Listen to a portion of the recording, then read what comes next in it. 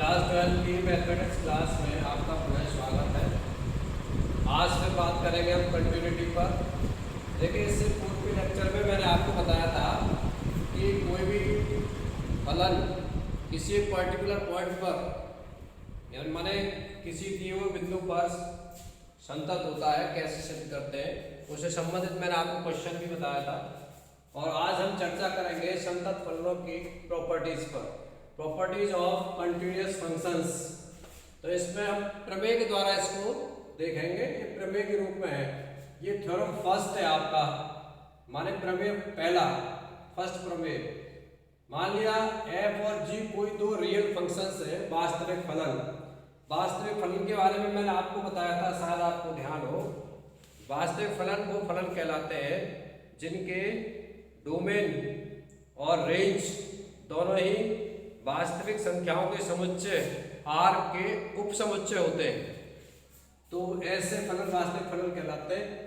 तो हमने मान लिया f x या g x, f x g x भी कह सकते हैं आप इसे, f x and g x, या सिंपली f एंड g दो वास्तविक फलन है जो क्रमशः d1 और d2 प्रांतों में संतत है। माने f d1 में संतत है, g d2 में संतत है। और हमने ये d1 intersection d is equal to d नाम दे दिया, इसका ये मान लिया हमने कि इन दोनों का इंटरसेक्शन d है।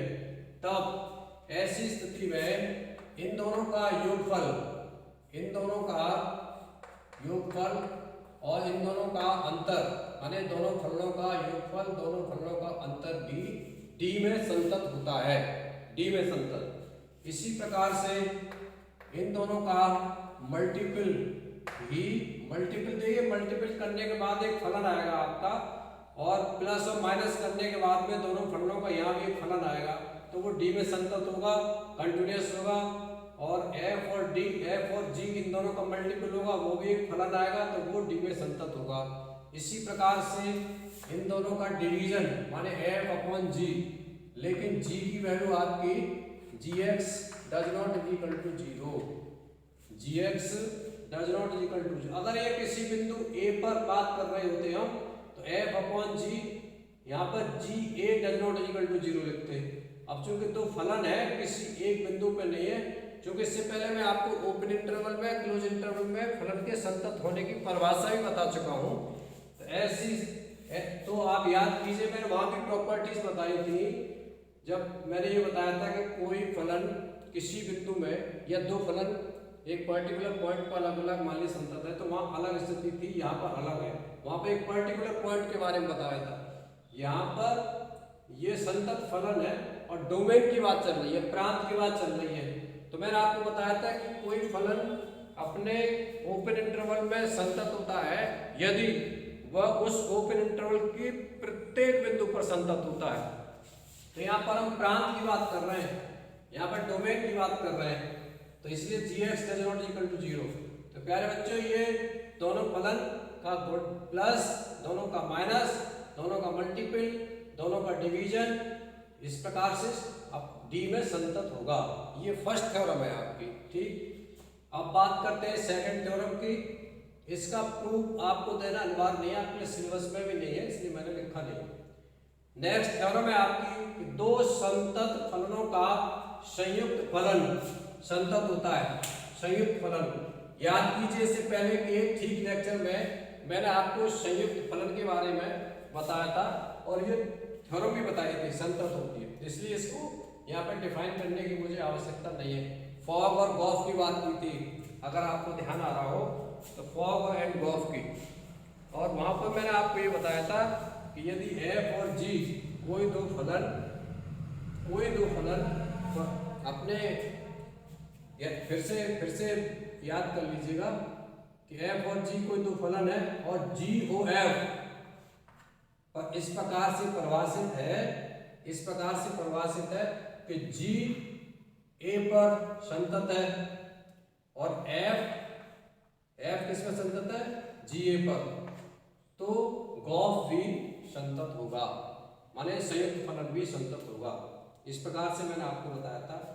इसके बाद नेक्स्ट है, ये देखिए आपकी एक्सरसाइज करने में बड़े काम आएंगे थ्योरम्स। इसको इसलिए इनको ढंग से याद भी कर लीजिए, समझ भी लीजिए। तो इसमें थ्योरम है आपकी कि अचर फलन संतत होता है। अचर फलन means f x is equal to k संतत होता है। अब कैसे संतत होता है इसको देख लीजिए। यहाँ पर थोड़ी जगह कम है। मैंने आपको बताया था कि डेफिनेशन बताई थी संतत होने के लिए कि limit x tends to a f x is equal to, यदि f a के बराबर हो जाए, माने फंक्शनल वैल्यू के बराबर हो जाए, तो वो फलन आपका संतत कहलाएगा। अब हमने a जो है कोई भी स्वेच्छ अचर ले लिया है उस डोमेन में, स्वेच्छ अचर, क्योंकि मैंने आपको बताया था ना कि ओपन इंटरवल में फलन संतत होता है यदि वो ओपन इंटरवल के प्रत्येक बिंदु पर संतत होता है। तो हमने कोई बिंदु स्वेच्छा से ले लिया, आर्बिट्रेरी एक रियल नंबर ले लिया कोई a, तो यहाँ पर limit x tends to a f x equal to f a के जब बराबर हो जाए तो हम कह देंगे फलन आपका संतत है। अब आप इसी परिभाषा के इसको देखिए, एफ एक्स इक्वल टू के दे रखा, अचर फलन की बात कर रहे हैं हम, तो यहाँ पर इसको रख देते हैं। लिमिट कितना हो जाएगा, ये x टेंड्स टू a और एफ एक्स की वैल्यू कितनी है, के है। इसके अलावा यहाँ पर डायरेक्ट जब हम फलन का मान निकालेंगे बिंदु a पर, तो एफ इज इक्वल टू कितना हो जाएगा, वो भी k ही होगा, ये भी k हो जाएगा। और यहाँ पर जो लिमिट x टेंड्स टू लगाएंगे तो k आ जाएगा, तो k is equal to k आ गया। इस प्रकार से हम कहेंगे कि कोई भी अचर फलन आपका संतत होता है। नेक्स्ट थ्योरम है आपकी चौथी, यदि फलन f d में संतत है तो फलन, ये देखिए इसका मापांक, फलन का मापांक भी d में संतत होता है। इसको याद कर लीजिए, लेकिन इसका विलोम सत्य नहीं है। अगर हम ये कहें कि कोई इस तरह का फलन जिसका मापांक संतत है तो f भी d में संतत होगा, ये इसका विलोम अक्षरशः सत्य नहीं है। अब बात करते हैं हम नेक्स्ट थ्योरम की, जो बड़ी इंपॉर्टेंट है। तत्समक फलन f x equal to x एक संतत फलन है। आइए इसे भी सिद्ध कर देते हैं। जैसे मैंने भी आपको बताया कि limit x tends to a, अब मैं इसको देखिए साफ कर देता हूं और यहाँ पर इनको प्रूव करता हुआ चलता हूं। ये आपका तत्समक फलन, तत्समक फलन है आपका f x is equal to x. तो कोई, मैंने आपको बताया था जब डेफिनेशन बताई थी कि कोई भी फलन किसी बिंदु, किसी पर्टिकुलर बिंदु, किसी दिए हुए बिंदु पर संतत कहलाता है यदि limit x tends to a f x is equal to f a. तो आइए सबसे पहले इसकी बात करते हैं, निकाल लेते हैं। तो f x is equal to कितना दे रखा है, x दे रखा है। तो limit x tends to a f x की जगह लगा देंगे, कितना रखेंगे x, कितनी वैल्यू हो जाएगी, a हो गई। सिमिलरली अब हमें देखिए एफ एक्स इक्वल टू क्या दिया हुआ है, गिवन है f x equal to x. अब इसकी फंक्शनल वैल्यू निकालेंगे बिंदु ए पर, तो एक एक्स की जगह ए पुट कर देंगे। तो देखिए आप दोनों समीकरण देख रहे हैं, इस वाली से और इस वाली से, फर्स्ट एंड सेकंड इक्वेशन दोनों आपस में बराबर है। तो ये वाली बात हमारी प्रूव हो गई। इसकी वैल्यू कितनी आई, ए, इसकी वैल्यू कितनी आ गई, ए, और इसकी वैल्यू भी कितनी आ गई, f x equal to x में रखी, ये भी आ गई, दोनों इक्वल आ गई। इसलिए कहेंगे, माने ये जो परिभाषा है हमारी, ये सत्य प्रतीत हो रही है, यहाँ पर सत्य साबित हुई, इसलिए कहेंगे कि फलन आपका, माने तत्समक फलन एक संतत फलन है। अब बात करेंगे थ्योरम 6 की। थ्योरम 6 कह रही है प्रत्येक बहुपदीय फलन संतत होता है। आइए इसे भी सिद्ध कर देते हैं। डेफिनेशन यही होगी आपकी, ये डेफिनेशन लागू होगी, ये वाली डेफिनेशन। मान लिया आपने कोई बहुपदीय फलन f x is equal to a0 plus a1x plus a2x square plus and so on an x की पावर n, जहां पर ये बहुपदीय फलन है, जहां पर a0 a1 a2 and so on an, ये क्या है, ये सभी वास्तविक संख्याएं हैं। a0 a1 and so on an क्या है, सभी वास्तविक संख्याएं हैं r, और आपका n क्या है, n नेचुरल नंबर है। कैपिटल एल, रेशियो नंबर या धन पूर्णांक कहेंगे इसे। तो ये बहुपदीय फलन की परिभाषा है छात्रों। कोई भी फलन a0 plus a1x plus a2x square plus and so on plus an into x की पावर n बहुपदीय फलन कहलाता है, जहां पर a0 a1 an ये वास्तविक संख्या होती है और n आपका धन पूर्णांक होता है। तो ये सिद्ध करना है हमें कि ये फलन भी आपका संतत फलन है। डेफिनेशन का इस्तेमाल करते हुए देखिए, सबसे पहले ये वाला पार्ट निकालेंगे हम। तो ये हो गया limit x tends to a और यहाँ पर इसकी वैल्यू रख देंगे fx की। fx कितना है, ये आपका a0 plus a1x plus and so on plus an x की पावर n। अच्छा, सुविधा की दृष्टि से यहाँ पर हम चूंकि a इसमें इस्तेमाल हो रहे हैं इसलिए c रख सकते हैं इसे।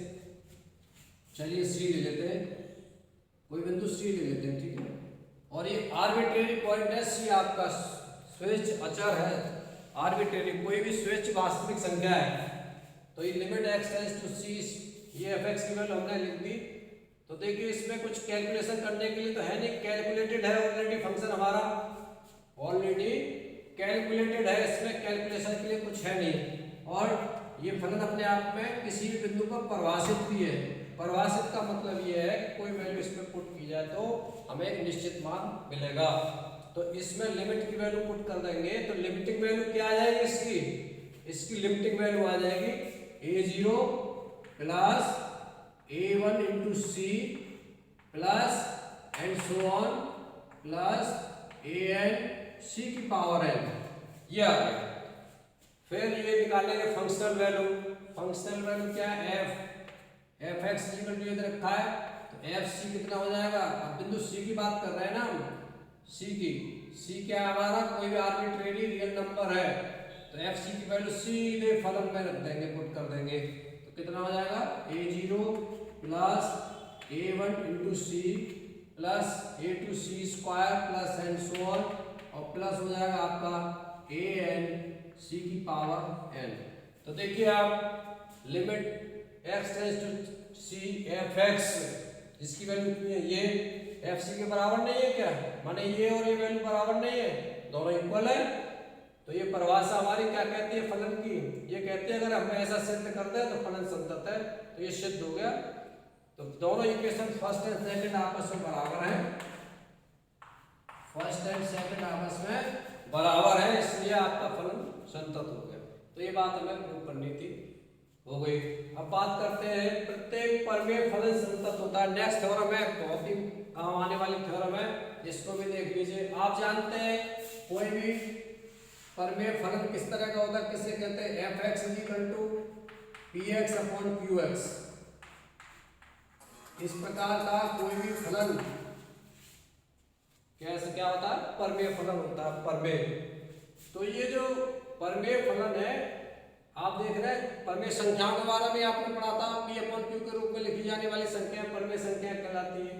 तो फलन की बात करेंगे तो px और qx ये अपने आप में इस प्रकार का जो फलन होता है वो परमेय फलन कहलाता है। लेकिन ये फलन तब परिभाषित होगा जब qx की वैल्यू 0 नहीं होगी।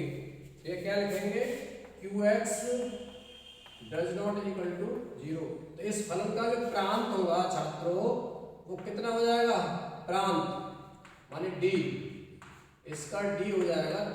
इस पूरी, वैसे तो ये पूरे सभी वास्तविक संख्याओं में परिभाषित होता है, लेकिन r में से इसे माइनस कर देंगे, qx r में से इसको माइनस करेंगे जहां पर qx does not equal to 0 है, ठीक है।